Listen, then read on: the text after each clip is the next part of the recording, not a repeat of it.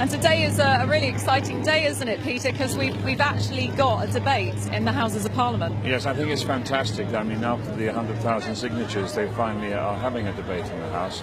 I mean, it's a really serious, big problem. It's constantly being thrown back at the West as being a cultural problem in terms of eating dog in Asia, and particularly in Korea, which is the only country that actually have dog meat farms. And it's not a cultural problem, it's a problem about cruelty.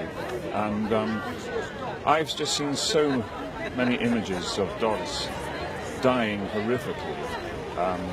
It's actually supported by the minority in Asia, certainly in China, in Korea and Vietnam. And a lot of the small groups, the NGOs, are becoming much more, getting a bigger voice. And indeed, the young in these countries are aware of how shocking it is to eat an animal as beautiful as a dog. I mean, all animals are beautiful, and I'm against all slaughter. But the dog meat trade is particularly disgusting because, apart from its cruelty, it is shocking that family pets are stolen. It's also shocking that dogs are bred on farms in disgusting conditions until they're the right weight. It usually takes about a year until they're ready for...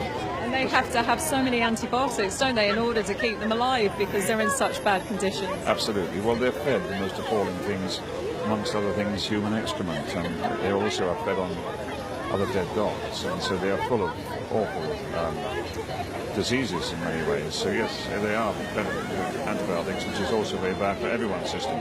Well, today I think is really, really promising because, of course, we've got the Winter Olympics coming up in 2018. So I understand that a topic that's going to be on the table is about how we can bring this trade to an end before these Olympics, because the last Olympics, they just hid them all away. Exactly, absolutely. I was going to say the same thing. I just hope they don't repeat what they did last time, which was sort of move everything to the perimeter and carry on. It seems that the habit of eating dog is getting less and less anyway, and all the evidence is coming through from events in China like Yulin. It seems to be getting less and less and less. But that isn't to say that we mustn't keep up the pressure. I mean, it's going to take years and years and years and years for this to stop, and we've got to keep at it day in, day out, until finally the message is completely there. You know, it's and of course you're very powerful on Twitter. There's lots of people out there on Twitter, and if we all just keep pushing, we've got the internet. It's an amazing thing these days, isn't it? It gets to all these countries all over the world. Yes, I mean, we get messages sent out in 3 seconds when it took 3 weeks or 3 months in the past. I mean, what I would encourage every caring person to do is to every single day do something for animal welfare, certainly do something for the dog meat trade. Just keep pushing the button, keep sending the message out, until finally it stops. And it will stop. It will stop one day. It'll take some time, but it will stop. So just keep the pressure on.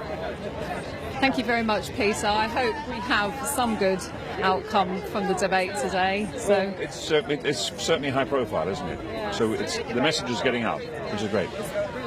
The newspapers were covering it, weren't they? Fantastic, absolutely fantastic.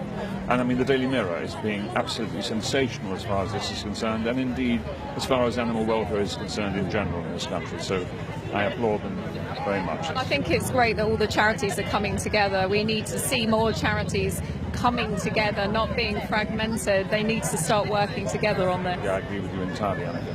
I mean, there are I mean, if you look at all the big charities in this country and the support they get, I mean, that's enough to create. I know charities have to be apolitical, but that's enough to create the biggest political party in England. And if they all get together, the voice will be huge. And I agree with you, they must do that. In order to stop these horrors, they must all get together. Thank you, Peter. Don't ever stop. Keep tweeting. Keep being a massive voice for animals. Thank you so much. Okay, take care. Bye.